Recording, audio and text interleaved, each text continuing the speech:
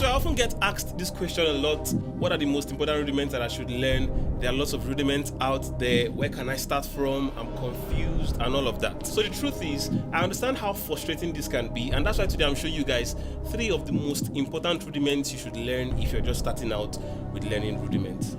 So let's get started. But first of all, I want you guys to note something, that this video is not just for beginners but also for drummers, because I've seen a lot of very good drummers that play well. They can, hold down a very good solid groove, but they don't know how to make use of rudiments. So if you're trying to learn how to get started with rudiments, this video is the perfect video you should watch. You would learn the basic rudiments that are going to give you a foundation to be able to master every other rudiment.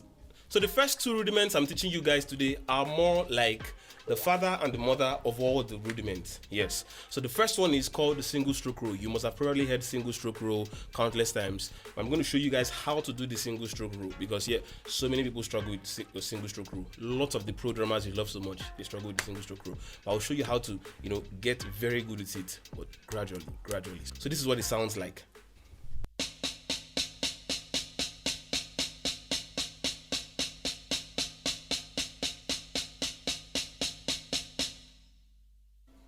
The reason why I'm playing this thing this slowly is because I want you to understand something. I'm not forcing you to spend the amount of time I spent learning the single stroke roll, but I spent, I think, a year plus learning the single stroke roll.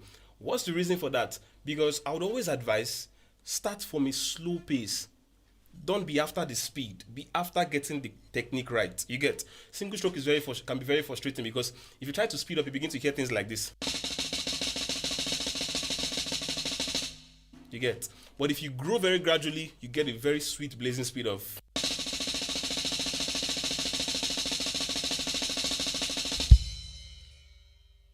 So don't forget, take it very gradually. Don't just play it for 1 to 2 minutes and assume you've gotten it. Please spend time, play it at a slow pace.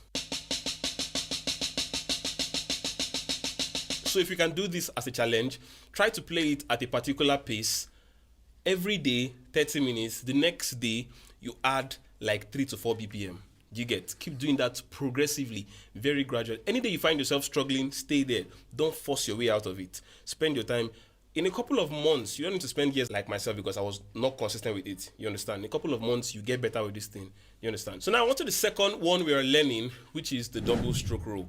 Now, I love the double stroke roll so much because this rudiment teaches you how to, properly do your finger and wrist coordination, because it makes use of your wrists, it makes use of your fingers also. Do you understand? So now the double stroke roll sounds something like this.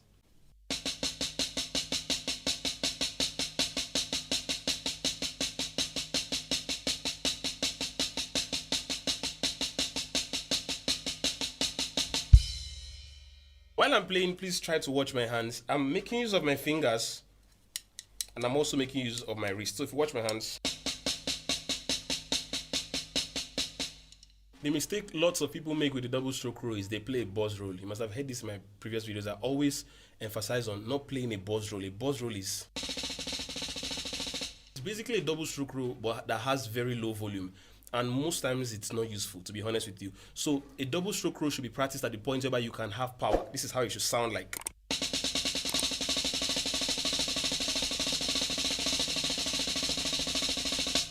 Not as a buzz roll. So it's easy to do. I was able to play a buzz roll for a very long time, until a particular day, and I just found out that it was clicking gradually. I kept doing it better. I remember how joyous I was the day I found out I could now add some very good strength to my double stroke roll. So spend your time, do the same thing with the single stroke roll. Play it for a long period of time. Don't rush. So once you've learned the single stroke and the double stroke roll, trust me, every rudiment you're going to meet is comprised of these 2, except for maybe the flams. Do you understand? So the next one we're going to be covering in this video, to make it 3, because I said I was going to show you guys 3, is the foundation, which is the single paradiddle. Now, a paradiddle is basically a set of singles and 1 double. Do you understand what I mean by that? So a pair of singles, you get a single here, and then 1 double. That's a paradiddle. So now a single paradiddle means you play it on your right hand and you play it on your left hand. So right hand lead, left hand lead. So it sounds something like this. Left hand. You understand? If you're struggling with accent, play it straight first of all, no dynamics. Just understand the pattern. So we have.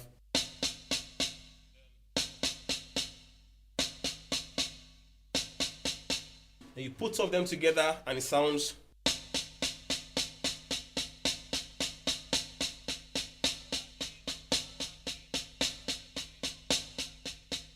You get.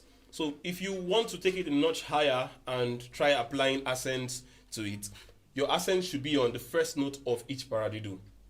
Do you get? Right hand lead, your first note should be accented. Left hand lead, your first note should be accented. So we have.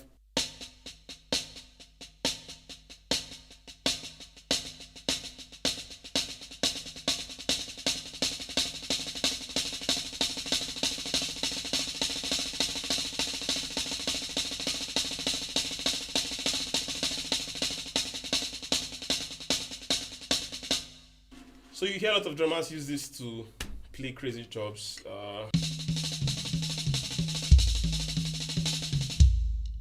Throwing something else there. So let me play it again.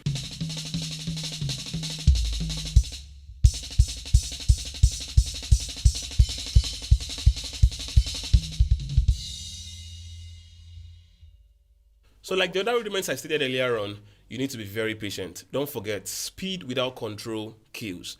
To improve your drumming further, check this video here out. See you there. Peace.